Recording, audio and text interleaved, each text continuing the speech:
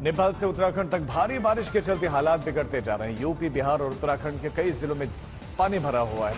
मौसम विभाग ने उत्तराखंड के गढ़वाल क्षेत्र में अगले 2 दिनों तक भारी बारिश की भविष्यवाणी की है। इसी के मद्देनजर चारधाम की यात्रा फिलहाल रोक दी गई है। भारी बारिश के बीच में उत्तराखंड में पहाड़ दरक रहे हैं। ताजा लैंडस्लाइड की तस्वीरें धनौल्टी मसूरी रोड्स के सामने आई, जहां पर अब मार्ग बंद हो गया है।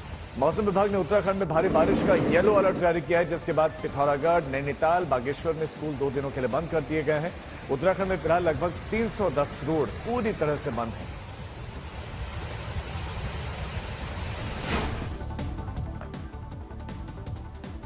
चमोली, रुद्रप्रयाग और पौड़ी जिले में मौसम विभाग ने ऑरेंज अलर्ट जारी किया है और चमोली में भारी बारिश और लैंडस्लाइड की वजह से स्थिति काफी संवेदनशील है। सीएम पुष्कर सिंह धामी ने जिला प्रशासन को सतर्क रहने के निर्देश दिए हैं। एसडीआरएफ और एनडीआरएफ दोनों को अलर्ट पर रखा गया है। नदी नालों के आसपास रहने वाले लोगों से संपर्क करके उनको वहां से हटाया जा रहा है।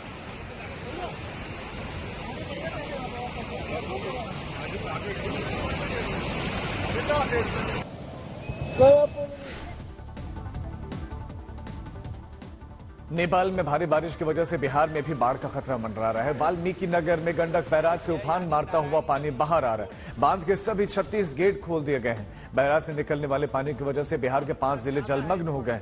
कोसी और सीमांचल की नदियां, उनका जलस्तर लगातार बढ़ रहा है और पानी कमर के ऊपर तक पहुंच चुका है।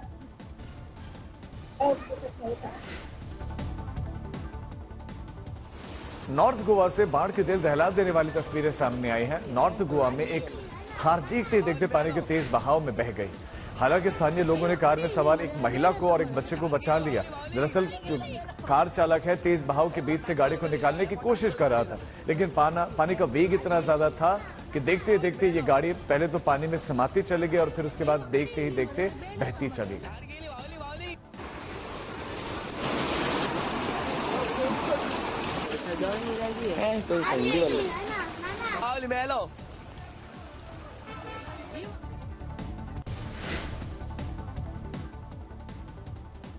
गोवा में अगले 2 दिनों से लगातार हो रही बारिश का सबसे ज्यादा असर हवाई अड्डे पर पड़ा है। बाढ़ और बारिश का जो पानी है वो एयरपोर्ट की इमारत के अंदर घुस गया है और एयरपोर्ट का एक वीडियो तेजी से वायरल हो रहा है। वीडियो में एयरपोर्ट साफ पानी को बाहर निकालता हुआ दिखाई दे रहा है।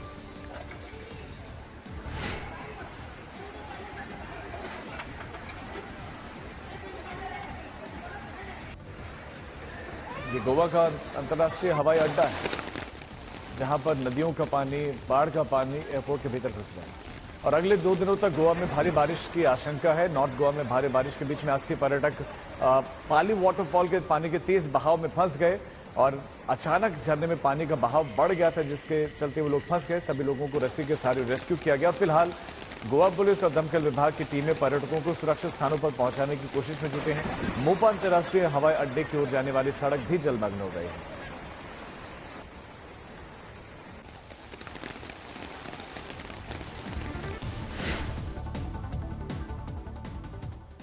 उत्तर प्रदेश की राजधानी लखनऊ में सड़क धंसने का लाइव वीडियो सामने आया है और विकास नगर में देखते ही देखते सड़क धंस गई और लगभग 20 फीट गहरा गड्ढा हो गया। पिछले साल इसी रोड पर सड़क धंसी थी और एक कार उस गड्ढे में फंस गई थी। ये रोड 3 बार धंस चुकी है और गनीमत रही कि इस बार जान माल का नुकसान नहीं हुआ। चलती सड़क पर बारिश के बीच में अचानक जिस तरह से ये बड़ा हादसा इससे हो सकता था, सड़क इतने बड़े हिस्से में धंस गई। लखनऊ सहित उत्तर प्रदेश में बारिश तो हो रही है, लेकिन हल्की सी बारिश की वजह से उत्तर प्रदेश की राजधानी लखनऊ में एक बड़ा गड्ढा हो गया। इस होल को अगर आप तस्वीरों में देखेंगे तो पाएंगे कि ये पूरा होल जो मेन रोड है विकास नगर की, वहां पर हुआ है और ये चलती हुई वो रोड है जहां पर लोगों का आवागमन होता है।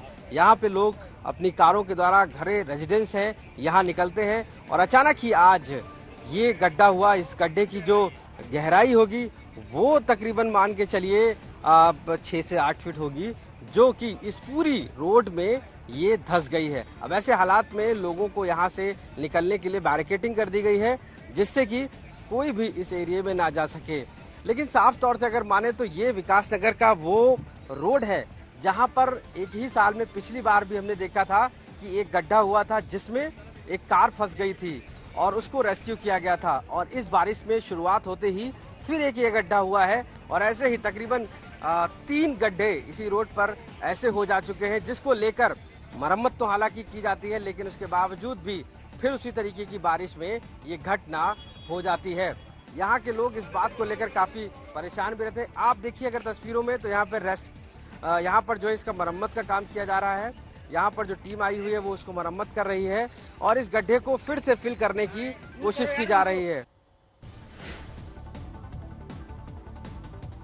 नेपाल में भारी बारिश और बाढ़ के बीच में कोशी बैराज के सभी 56 गेट जो है खोल दिए गए हैं और बिहार में भारी बारिश और बाढ़ की वजह से अब तक 62 लोगों की जान जा चुकी है। नेपाल में पिछले 4 हफ्तों से लगातार बारिश हो रही है। इसी के चलते लगभग 121 घर तबाह हो गए। बाढ़ की विभीषिका से निपटने के लिए प्रधानमंत्री पुष्प कमल दहल ने सभी राजनीतिक दलों, एनजीओ और समाज सेवियों से आगे आने की अपील की है, जिससे आम नागरिकों को वहां बचाया जा सके।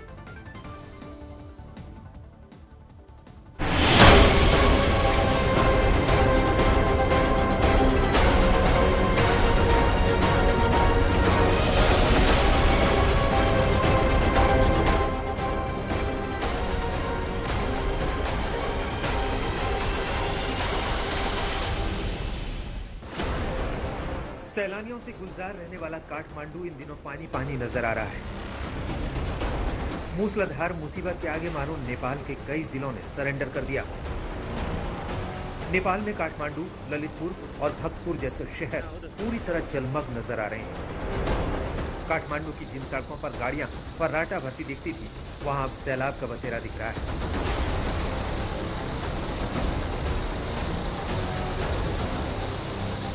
लगातार बारिश से नदियां उफान पर हैं, जिसकी वजह से नदियां शहरों में आ गई हैं। काठमांडू में स्कूल को देखिए, उसके पिलर देखकर अंदाजा लगाइए ये बाढ़ क्यों जानलेवा होती जा रही है।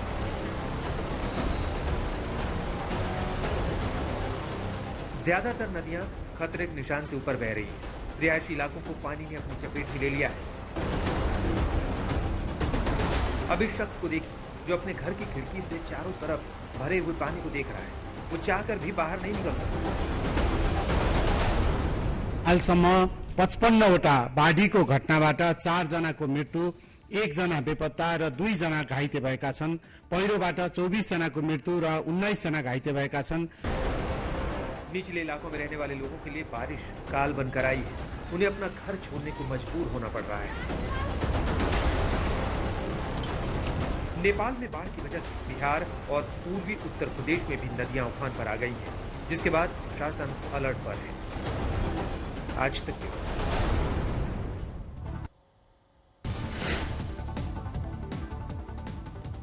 कर्नाटक की राजधानी बेंगलुरु में डेंगू ने कहर बरपा दिया है। एक दिन में डेंगू के 80 नए केसेस सामने आए हैं और पूरे राज्य में 159 मरीज डेंगू के डंक के शिकार हुए हैं। हैरान कर देने वाली बात यह है कि डेंगू के कारण पूरे राज्य में अब तक 6 लोगों की मौत भी हुई है। कर्नाटक में डेंगू के आंकड़े दहशत पैदा कर रहे हैं, क्योंकि इस राज्य में अगर अब तक की बात करें तो डेंगू के 7000 केसेस सामने आए हैं और सिर्फ बेंगलुरु की बात करें तो यहां पर 6 जुलाई तक डेंगू के 1908 पॉजिटिव केस पाए गए। बेंगलुरु के अलावा चिकमंगलुरु में यहां पर 521 केस, मैसूर में 496 लोग बीमार हुए हैं। हावेरी की बात करें 481 केसेस यहां से आए हैं। धाराबाड़ में 289, तो चित्रदुर्ग में भी डेंगू के 275 केसेस की पुष्टि हुई है।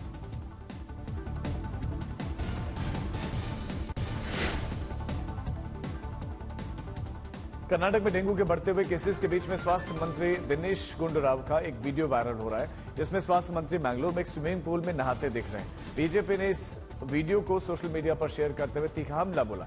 बीजेपी ने कहा कि एक तरफ राज्य डेंगू जैसी बीमारी से जूझ रहा है, तो दूसरी तरफ स्वास्थ्य मंत्री स्विमिंग करने में बिजी है। दिनेश गुंडूराव का कहना है कि वो किसी इवेंट में गए थे और स्विमिंग उसी इवेंट का एक हिस्सा था। सरकार डेंगू को लेकर गंभीर है और इससे निपटने के उपाय खोज रही है।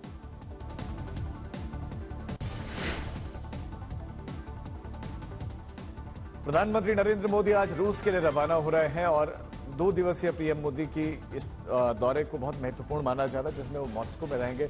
भारत रूस के बीच में 22वें वार्षिक शिखर सम्मेलन के लिए राष्ट्रपति व्लादिमीर पुतिन ने पीएम मोदी को निमंत्रण भेजा है। फरवरी 2022 में यूक्रेन पर रूस के हमले के बाद पीएम मोदी की पहली रूस की यात्रा होगी। रूस ने पीएम मोदी के इस दौरे को बहुत अहम बताया है। इस दौरे में पुतिन और पीएम मोदी के बीच में द्विपक्षीय बातचीत होगी। बैठक में रक्षा सौदों से लेकर निवेश तक के मसलों पर बातचीत हो सकती है। मॉस्को में पीएम मोदी के भव्य स्वागत की तैयारियां चल रही है। आईबीए भी पीएम मोदी के इस दौरे को लेकर उत्साहित है।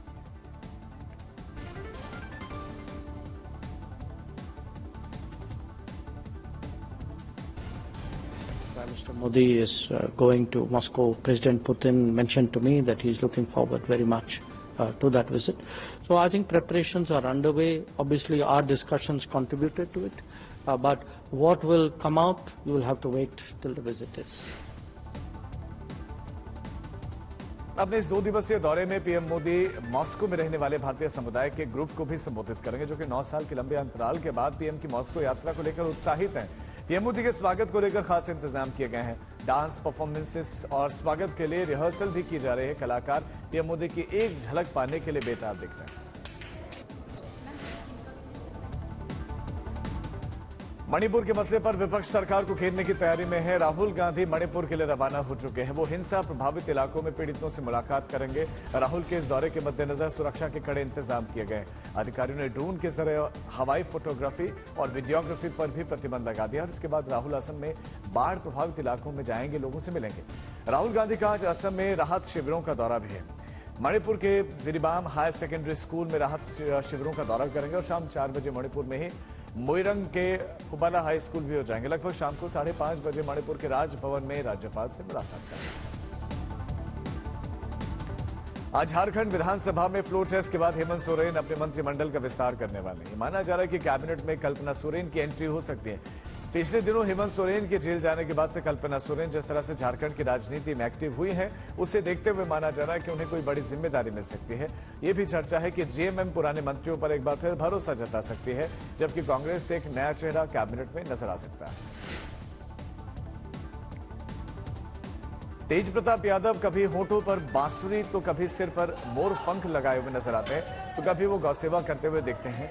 अपने अतरंगी कारनामों को लेकर चर्चा में रहने वाले तेज प्रताप का एक वीडियो सोशल मीडिया पर वायरल हो रहा है, जिसमें वो कुछ अनोखे तरीके से शिव भक्ति में लीन दिख रहे हैं। वीडियो में तेज प्रताप यादव शिवलिंग से लिपटकर दुग्धाभिषेक करवा रहे हैं। शिवलिंग को उन्होंने कसकर पकड़ रखा है। मंदिर के पुजारी लगातार शिवलिंग और तेज प्रताप को गन्ने के रस और भांग के अलावा दूध और से अभिषेक करते दिख रहे हैं। पूरे वीडियो में तेज प्रताप बिल्कुल शांत भाव से भक्ति में लीन होकर शिवलिंग से लिपटे हुए हैं।